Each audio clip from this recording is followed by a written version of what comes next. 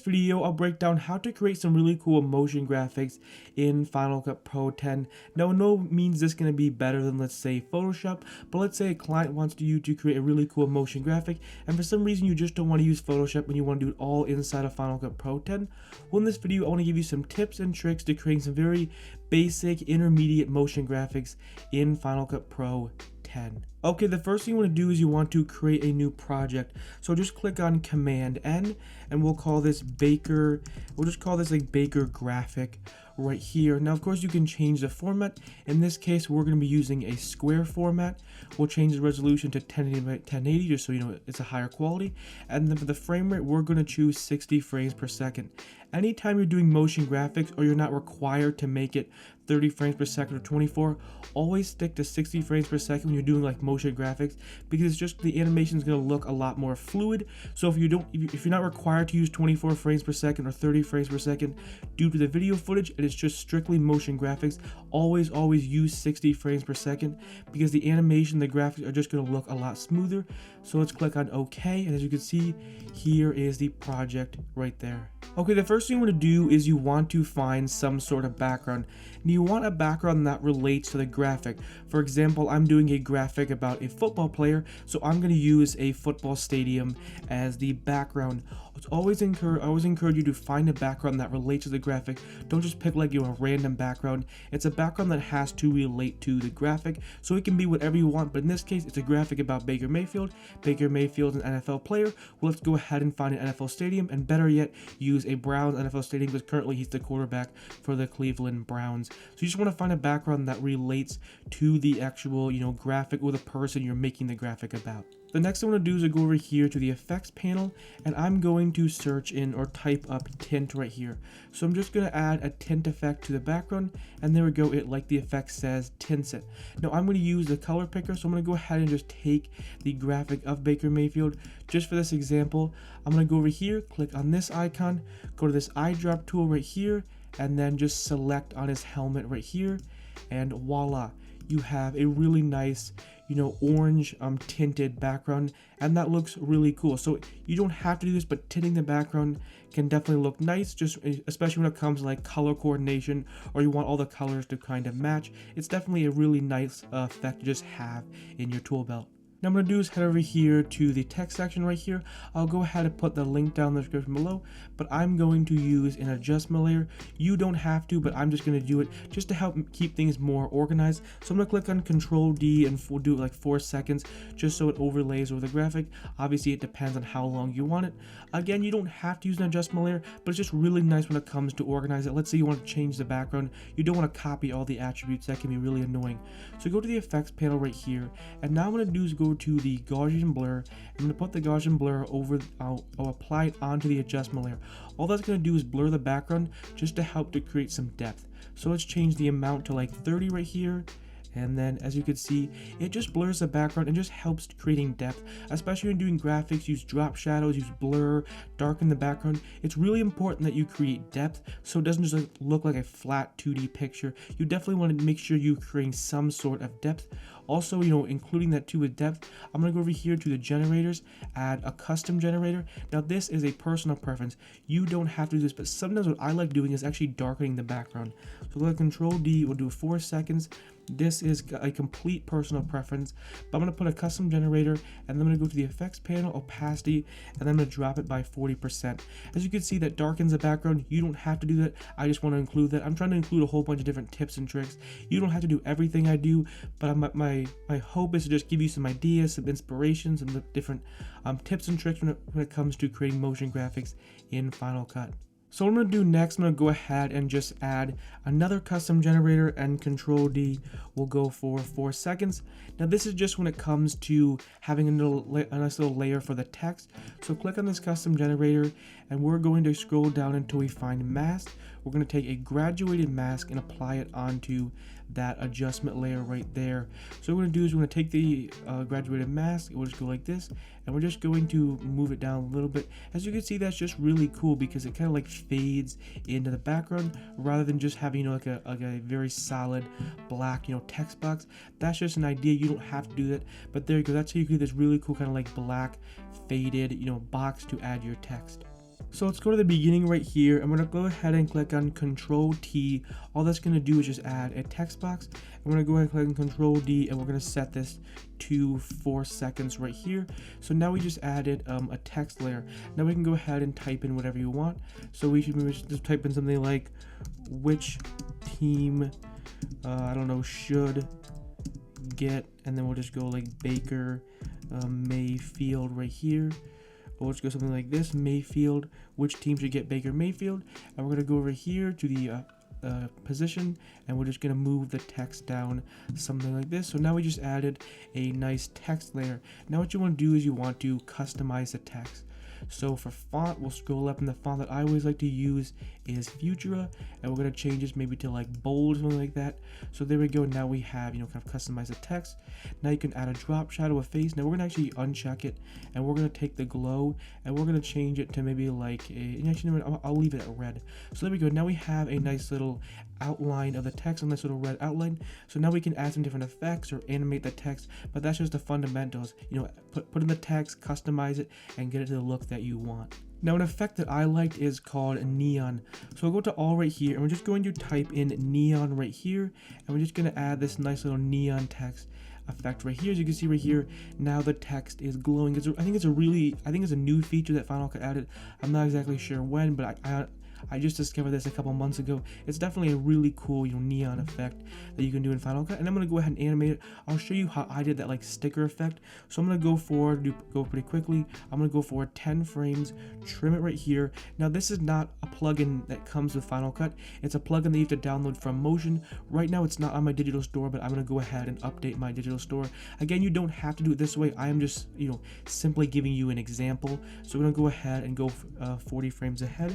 So you can see right here, now this text right here lasts for 40 frames, and now you can add this really cool like page curl effect that you have to get in or get it from Apple Motion. And I made a video showing how to actually get this plugin or where to find this plugin, but it doesn't come natively with Final Cut, and I will be putting it in my digital store in like a week or so. So definitely go ahead and check that out. But yeah, the effect is not natively in Final Cut. So we're gonna go right here and head over to the effects panel. I'm gonna go ahead and just minus out right here. Now obviously don't try to look for this section because this is something that I created for myself, but I'm just giving you an example. So let's take the page curl effect, and we're just going to apply it onto the text right here. Again, that if you're looking for that, it's not going to be in your it's not going to be in your effects panel. It's something that I downloaded from Apple Motion. So we're going to go ahead and click on Option G, and we'll just call this neon text right here. So we're just going to create a compound clip, and now what I'm going to do is I'm just going to reverse the speed so it looks like the sticker is coming on. So you need to create a compound clip. Now go right here to the speed options and just click on reverse clip.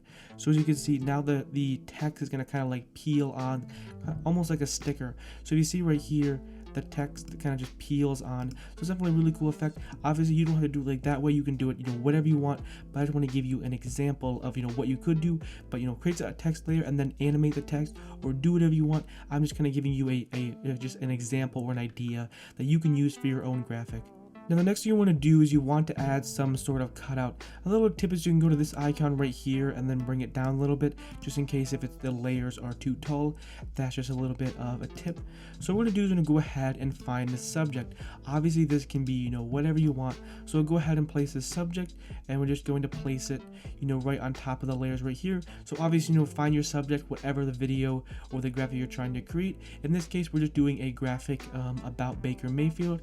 So I'm going to go to the end and wait for it to render, and then we can just trim this right here. So now we just have a Baker Mayfield right here. Maybe we want to scale it up a little bit, bring him down, something like this. And now what you want to do is now you want to use the draw mask to actually cut out the subject. Now this is a very tedious process, and it's going to take a very long time, but definitely you're just going to set some time aside, or realize that it's probably going to take a good 25 minutes to cut the subject. So what you want to do is go to the effects panel right here. We're going to scroll down to mask, and we're going to take the draw mask, and we're just going to apply it. You're just going to apply it onto the clip.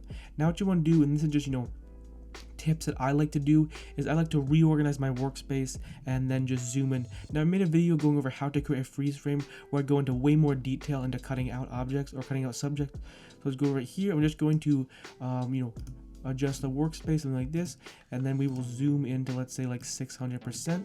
And now as you can see right here, all you're doing is you're going through, or you're going to the person and doing like this. As you can see right here, you're just going and just cutting out the subject. So you want to zoom in right here and make sure you have a nice, you can also, what I like to do sometimes too, is I will actually go and scale them up. Like I'll actually go to the scale and position and move them around. But there we go. As you can see right here, or as you can, kind of tell, I'm going pretty quick. It definitely takes a very long time to cut out the subject. So you can see right here, you're just going to go through or go around and cut out the subject, and you just, zoom in and go like this, and just keep on doing this until you get a cutout. And I'm going to go ahead and just zoom out because, it's going to take a very long time, but you just want to zoom in and then, zoom out, zoom in, zoom out, and kind of just cut out the subject. So in this case, we'll just go through and we're just going to cut out Baker Mayfield right here, and I'll go ahead and just speed this process up.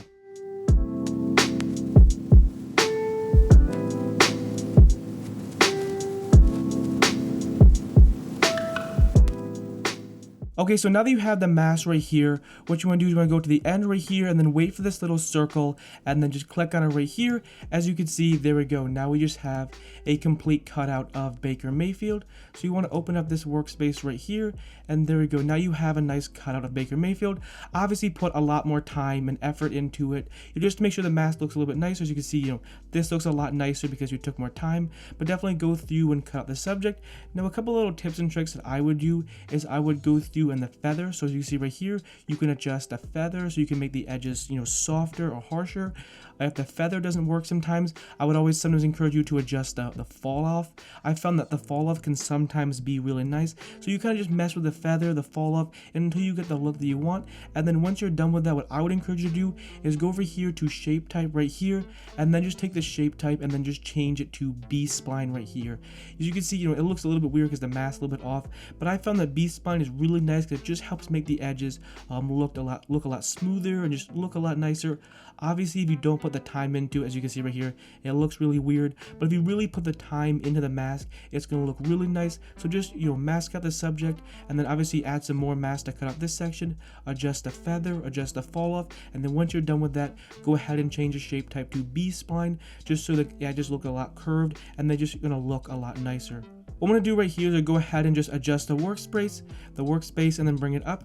So you see right here, and I'm going to go ahead and just create a compound clip with the mask. So we'll just call this right here, we'll just call this draw mask right here. So just create a compound clip just in case you want to make any adjustments. It's really nice to create a compound clip because anything you do inside the compound clip is going to affect it. So maybe the mask is messed up and you want to, adjust it later. That's obviously just a tip. So what I'm going to do right here is I'm going to go ahead and just create another copy, or just create a copy. And now we're going to add this really cool lighting effect. Now it's not as good as Photoshop, but it's definitely a really close substitute, to just kind of create that really cool lighting effect. So it's going to create a copy of the clip, and I'm going to go ahead and just disable this top clip right here. And now I'm going to go to the bottom clip right here, and I'm going to add a tint effect. Now this is what I found. If you found a better substitute, by all means let me know. So I'm just going to add a tint effect right here onto Baker Mayfield, and now we go through and adjust the color. So let's say we want kind of like a greenish color, so you're just going to kind of tint him a little bit, add kind of a greenish hue. And now you want to add some kind of glow effect. Again, this is just an idea. If you have a better substitute, definitely please let me know. I've definitely worked really hard trying to figure out a good alternative. It's not as good as Photoshop, but I think it's definitely a really cool alternative. So what I'm gonna do is go over here and add a color board. This is what I found works good. So let's take the exposure, crank the exposure to, let's say, like 50%, and then the saturation, we're gonna take the global slider all the way up to 100%. Again, this is what I found works. You can go ahead and mess around with it until you get the look that you want, or try some different things. Obviously, you don't have to do this too. I'm just giving you some ideas. And now we'll go ahead and just enable the top clip right here. And now what you're gonna do is you're gonna add some graduated mask to kind of fake a lighting effect. I think this is a pretty cool effect. Again, this is the best I could come up with. Obviously not being able to have the brush tool is kind of it's definitely too bad that Final Cut doesn't have a brush tool. Hopefully they'll add that in the future. I think that would definitely be a really cool feature. Now go over here to the mask section right here, go to the effects panel, and we're going to scroll down until we find mask, and we're just going to add a graduated mask right here. And then as you can see right here, we will go to the effects panel right here, and then all you're going to see right here is you can see right here, now you see this is really cool. You have like this really nice glow effect. So you can see right here, you have a really cool glow effect. So there we go. That's just, one example. As you can see right here, you have a really cool glowing lighting effect. Obviously go through, add more graduated mask, but as you can see, I think that looks pretty cool. It's not as good as Photoshop, but it's definitely a really cool alternative. And again, it's definitely just really help you to create depth between the subject and the background. As you can see right there, I think it's definitely a cool effect. Definitely let me know in the comments below. Let's go ahead and just create a compound clip. We'll just call this lighting. And as you can see right here, there we go. We just created a compound clip. So just, it's always good to create compound clips. It's just easier to edit later on. Now what you want to do is you want to add some effects to your actual cutout. Now this effect actually doesn't come with Final Cut. It comes, you have to download it from Apple Motion. And I'll make sure to put it on my digital store soon, but you can go ahead and just get it from Apple Motion, or you can wait until I put it on my digital store. But as you can see right here, you have this nice little outer glow. And it's basically, as you remember those like old thumbnails, those like tinted backgrounds, that white outline. Well, this is how you create that effect. So let's head over here, and we're just going to change it, the inner color and the outer color to white, and then we'll go ahead and just increase the radius. As you can see right here, there we go. Now you have that really cool white outline effect that used to be really popular with YouTube thumbnails. Obviously people still do it, but it definitely was a really iconic effect, especially back in like 2017. It was a really iconic effect, and I think even to this day I think it's still a really cool effect. So you can see right here you have this really cool white outline. Now another effect that can be really good when you're creating motion graphics is adding a drop shadow.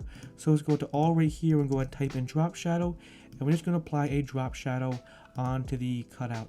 So what you're going to do is head over to the drop shadow right here and just adjust it, and there we go. As you can see right here, it looks like he's casting a shadow. I just think it looks a lot nicer, especially it really just helps, when creating depth between the subject and the background. But there you go. There's a really cool drop shadow effect. So there's just a couple different ideas. You can try a whole bunch of different ones. I just want to throw a couple different ideas at you. You'll use these, use different ones. It all depends on you. But I want to give you some really cool ideas and inspiration. So what we're going to do is take the cutout. We're going to go ahead and we'll just call this right here. We'll just drop shadow. You can name whatever you want. So just going to create a compound clip right here. Again, you don't have to do compound clips, but they're just so much easier, especially when it comes to organizing, just to be able to easily find stuff or adjust stuff later on. So I'm going to go ahead and just take the cutout and put him right beneath the text layer, and as you can see, there we go. Now that looking a little closer to the intro, obviously it looks like a budget version of what I did, because obviously it's going to take a lot of time. I just want to kind of give you the basic overview, a beginner's guide to how to create the effects or how to achieve a certain look. So there we go. There's a very basic effect. Now what I'm going to do is I'm going to go ahead and I am just going to type in, let's say like 900. So all I'm doing is I'm just moving him off the screen. So if I open it right here, as you can see right here, all you want to do is you want to move Baker or the cutout off the screen, and now you're going to have him animate on. Again, you don't have to have him animate on. It all depends on you, but in this case we'll just have him animating on. So we're just going to move him off the screen. So it obviously is going to be the number is going to be different depending on your project dimensions and the size. So go ahead, once you move him off the screen, click on keyframe, this little diamond icon. You want to click on that and make sure it turns yellow. That ensures that it's actually keyframed. Now what you want to go for, you want to go forward 10, 15, 20 frames, and then set a new point to have the cutout animate to. So in this case, we're going to go forward 15 frames. So we'll go forward 15 frames, and now type in 0 or whatever number you want. So type in 0, and now he's just going to animate on the screen. So it's basically how animations, you're setting different points, and it's animating to that point. Keyframing is definitely a little confusing, especially when you're, just beginning, but trust me, once you give it some practice, it'll be pretty easy, after, a couple times. But it's definitely, takes a while to really, learn and understand how it's working, especially if you're new. So let's go right here. As you can see, Baker Mayfield will just slide on. So we'll go here, this really cool text effect, and now Baker Mayfield just slides on. There we go. You have created, you have created a background, you've added text, and then you've added a cutout that animates on the screen. Now what you want to do is you want to add a couple different assets or a couple PNG images or overlays or whatever you want. But there we go. That's show you create the basics, and now I'll show you how to add some different assets and overlays just to help make your video or your motion graphic look a lot cooler. So as you can see right here, here is just a PNG image. So you just want to go on Google and type in, logo, whatever, PNG image to make sure it's a transparent background. or you could just cut it out yourself. But now you can add assets, PNG images, or whatever you want. It all depends on you. I obviously I don't know what you're trying to create, but it's definitely just a really cool effect. So just add a PNG image. Now we're gonna click on Control D, and we'll last this for, let's say, for 2 seconds right here. And now I'm gonna go ahead and just turn this down by, let's say, like 60% right here. So we're just going to just decrease the scale of the cutout, and now you can do whatever you want. You can add a glow effect. It all depends on you, what you're trying to accomplish. So in this case, I'm going to go ahead and just create a copy. So all I'm going to do is create a copy, and now I'm going to add this really cool glow effect. I made multiple videos showing how to create this really cool glow effect. It's definitely a really cool effect. Obviously it takes some time to create it, so you want to go to the bottom layer right here, go to color board, go to the color section, add a color board exposure, crank up the exposure, saturation, crank up the saturation, and now pick a color. So we're gonna do green, and there you go. Now you just added, turn the exposure up, you've turned the saturation, and now you've added a color. So now you can, now this logo is gonna have a really cool, like a green glow around it, a green silhouette. It's definitely a really cool effect. So what you want to do is you want to just create a compound clip, and we'll just type in this glow right here. So you don't have to do a compound clip, but I feel like it looks a lot nicer if you do it. So let's head over here to blur, and we're gonna go to focus, add a focus blur right here, and now this is what I think looks the best. Change it to 70, change the softness to 900. That is just what I think what looks the best, but it's all dependent on what you're trying to do. And there you go. Now you have a really cool glow effect. So I'm gonna go ahead and just create a compound clip right here. We'll just call this logo right here, or logo 1, and now you have a compound clip of the logo. So now you have the logo, and then obviously the glow outline. Now you can go ahead and adjust the position, add different effects, but there you go. Now you have a really cool glow effect. So what I'm gonna do is go over here to the transform, and I'm just going to move the Seahawks logo, something like this. We're just gonna move it over here, and then I'm gonna take the logo and I'm just going to drop it underneath the cutout. So there we go. Now you have the logo just underneath the cutout. Now you want to go to the logo right here, go to the effects panel, and now we're going to type in right here and just type in drop shadow. So it's going to apply a drop shadow right onto the logo, and there you go. Now you have a nice little drop shadow, and all the drop shadow does, or is used for, it's just creating depth. So now you kind of, so the logo looks like it's more 3D. It doesn't look like it's just like stuck onto that background. It just helps create more depth. So go over here, we're gonna go ahead and just click on here, and we'll just do this logo, and we'll call this logo drop shadow right here. Drop shadow, and there we go. Now we create a compound clip. Now what you want to do now is animate the actual image. So again, you can do keyframing, you can do whatever you want. In this case, or the example that I used, I actually used a plugin from Ryan Nagel to kind of create that bounce animation. Again, it all depends on you, but we're going to use this really cool plugin. Again, you don't have to use plugins, you don't have to copy exactly what I'm doing. I'm just giving you some ideas and some inspiration for creating your own motion graphics. So now you create this really cool animation effect, this really cool bounce effect. So wait for Final Cut to render. As you can see right here, now you have a really cool bounce effect. So let's get a look at it right here. You have a background, the text slides on, and now you have a really cool simple motion graphic. And I just kept on repeating those steps, readjusting it, but they're just the basics of how to create a motion graphic. Finally, the last and most important step is motion blur. So if I go over right here, now this is a plugin from Ryan Nagel. So go to motion blur. It is really, really important. So after you create your whole motion graphic, now what you want to do is you want to add motion blur. So I'm going to go ahead and take minimal motion blur, and all you're doing with motion blur, so we'll click on Control D, 15 frames. It probably will, it'll slow the computer down. But what you're doing is, as you can see right here, as you can see, Baker Mayfield is blurry right here. You want to apply the motion blur on top of wherever there are animations. Motion blur is really crucial and really important. Now don't do motion blur to the end, or else your computer is going to completely slow down, but always apply motion blur onto any animation you do, because you can see right here it's going to smooth it out. It'll definitely, the playback will be a little bit choppy because motion blur is really intense and takes a lot of your computer's performance. But as you can see right here, if I go over here, as you can see right here, Baker Mayfield's blurry. It's really important, always add motion blur on top of your animation, because if you don't, your animation is going to look really jittery and it's just not going to look good. Motion blur is essential, and it's a must do step for any animation. Anyways, hopefully you enjoyed this video, hopefully you found it helpful and informative. If you're new to this channel, I upload Final Cut Pro 10 tutorials every week at 10 a.m. Eastern Standard Time. So if you enjoy these types of videos, definitely consider hitting that subscribe button. Also, I have a playlist with over 290 Final Cut Pro 10 tutorials. So if you want to watch more videos like this, definitely make sure to go ahead and check out that playlist. I have a whole bunch of really cool tutorials on that playlist. So the link will be down, or the annotated card will be up there if you want to check out that playlist. Anyways, I'll see you in the next one. Peace.